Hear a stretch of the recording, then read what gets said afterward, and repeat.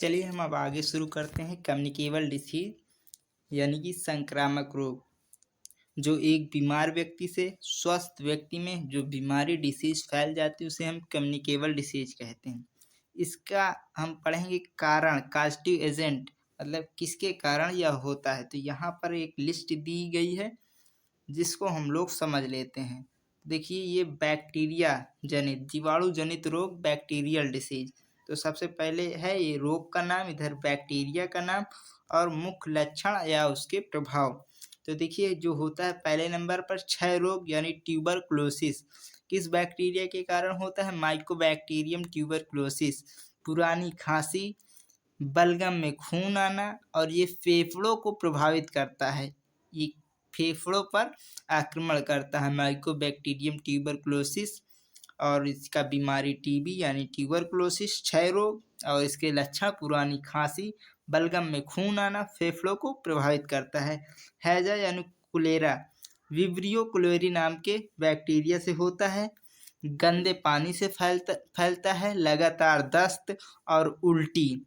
Typhoid, Salmonella typhi के कारण जो बैक्टीरिया है टाइफाइड का, सल्मोनेला टाइफी है।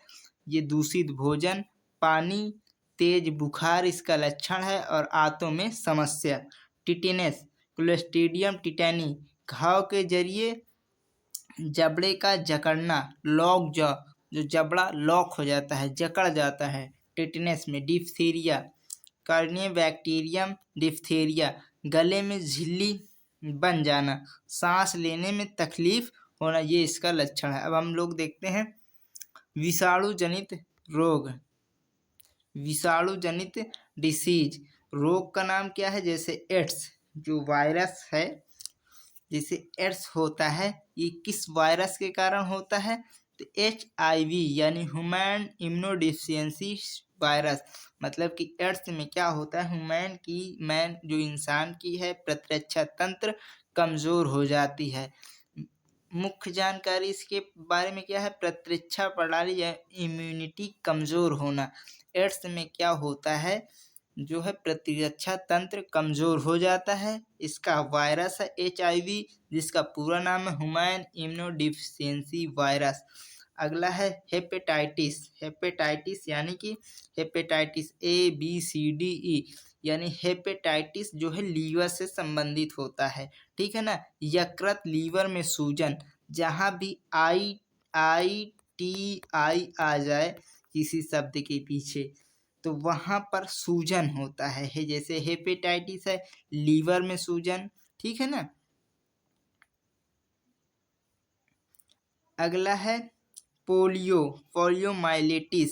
इसका वायरस क्या है? Polio virus. इसका क्या असर होता है? नसों पर असर होता है, जिससे अंगों में लकवा, पैरालिसिस हो सकता है पोलियो से। ठीक है ना।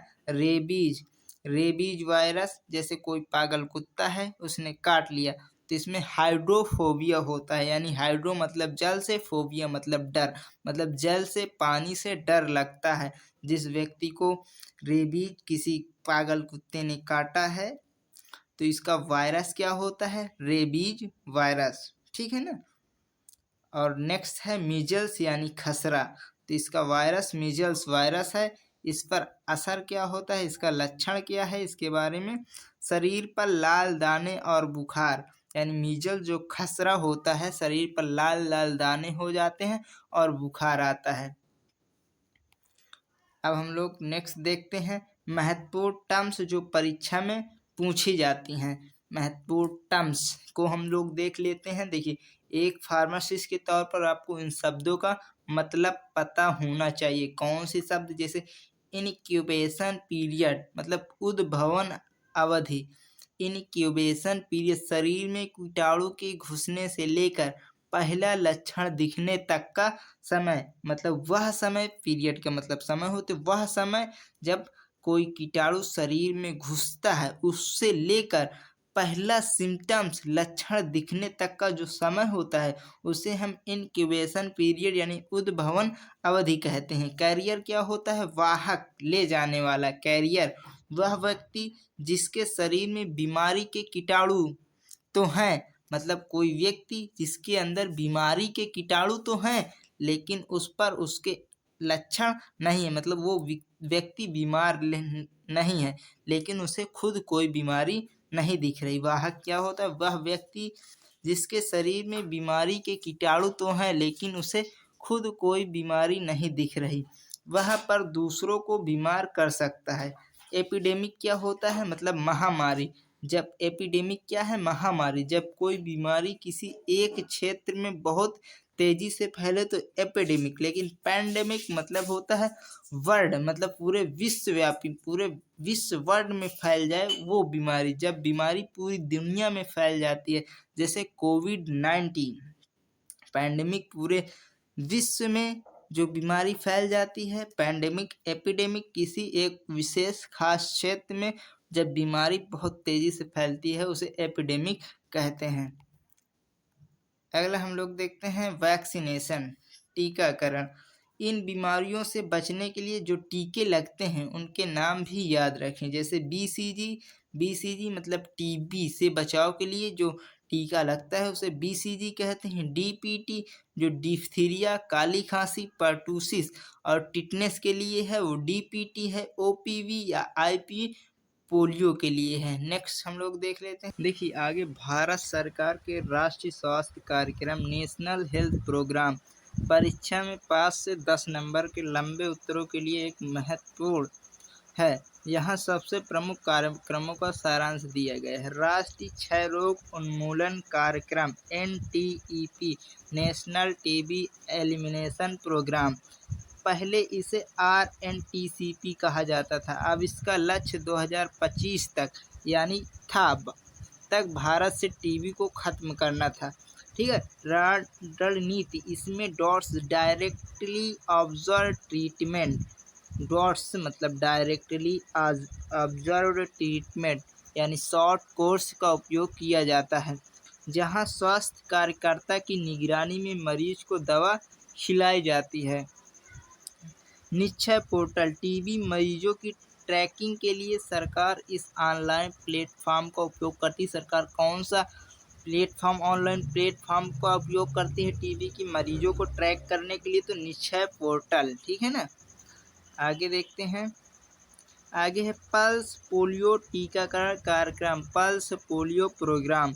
शुरुआत पल्स पोलियो टीकाकरण कब शुरुआत हुई थी? 1995 पल्स पोलियो टीकाकरण, पल्स पोलियो प्रोग्राम की शुरुआत 1995 में हुई थी। ठीक है ना।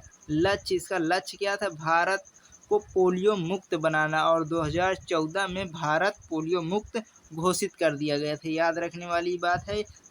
पल्स पोलियो प्रोग्राम को 1995 में शुरू किया गया था। इसका लक्ष्य था, गोल था भारत को पोलियो मुक्त बनाना, और 2014 में भारत को पोलियो मुक्त घोषित कर दिया गया था। ठीक है ना। विधि 0 से 5 वर्ष के जो बच्चों को OPV, ओरल पोलियो वैक्सीन की 2 बूंदें पिलाई जाती थी, जिसका नारा क्या था? 2 बूंद जिंदगी की। मतलब 0 से 5 वर्ष के बच्चों को OPV, ओरल पोलियो वैक्सीन की 2 बूंदें पिलाई जाती थी, जिसका एक नारा दिया गया था 2 बूंद जिंदगी की। आगे देखते हैं राष्ट्रीय एड्स नियंत्रण कार्यक्रम, नेशनल एड्स कंट्रोल प्रोग्राम। संस्था इसे NACO, national AIDS control organisation द्वारा चलाया जाता है। ठीक है। मुख्य उद्देश्य, इसका उद्देश्य, गोल क्या है, मकसद क्या है? लोगों को जागरूक करना, योग को बढ़ावा देना, और ART, anti retroviral therapy centres के माध्यम से मुफ्त इलाज उपलब्ध कराना। अगला है 4 नंबर जननी सुरक्षा योजना, जननी सुरक्षा योजना। उद्देश्य क्या है? मातृ मृत्यु दर, मैटरनल मोर्टेलिटी और शिशु मृत्यु दर को कम करना। ठीक है। कार्य, गर्भवती महिलाओं को अस्पतालों में प्रसव, इंस्टीट्यूशनल डिलीवरी कराने के लिए नगद वित्तीय सहायता दी जाती है। ठीक है। आगे आयुष्मान भारत योजना, यह दुनिया की सबसे बड़ी स्वास्थ्य बीमा योजना है। दुनिया की सबसे बड़ी स्वास्थ्य योजना कौन है? आयुष्मान भारत योजना। फर्स्ट पॉइंट सुविधा, इसके तहत गरीब परिवारों को प्रति वर्ष 5 लाख रुपए तक का मुफ्त इलाज कैशलेस मिलता है। ठीक है, आयुष्मान भारत योजना के तहत जो गरीब परिवार हैं उनको प्रति वर्ष एक वर्ष में 5 लाख रुपए तक का मुफ्त इलाज कैशलेस मिलता है। इसके साथ ही हेल्थ एंड वेलनेस सेंटर्स खोले जा रहे हैं। याद रखने का तरीका, एग्जाम टिप, जब भी इन कार्यक्रमों के बारे में लिखें इन 4 बिंदुओं में उत्तर दें। 4 पॉइंट कौन से हैं? पहला नंबर, कार्यक्रम का नाम और स्थापना वर्ष, मुख्य उद्देश्य, ये क्या गोल है, रणनीति स्ट्रैटेजी जैसे दवा देना या टीका लगाना, उपलब्धियां यानी अचीवमेंट्स।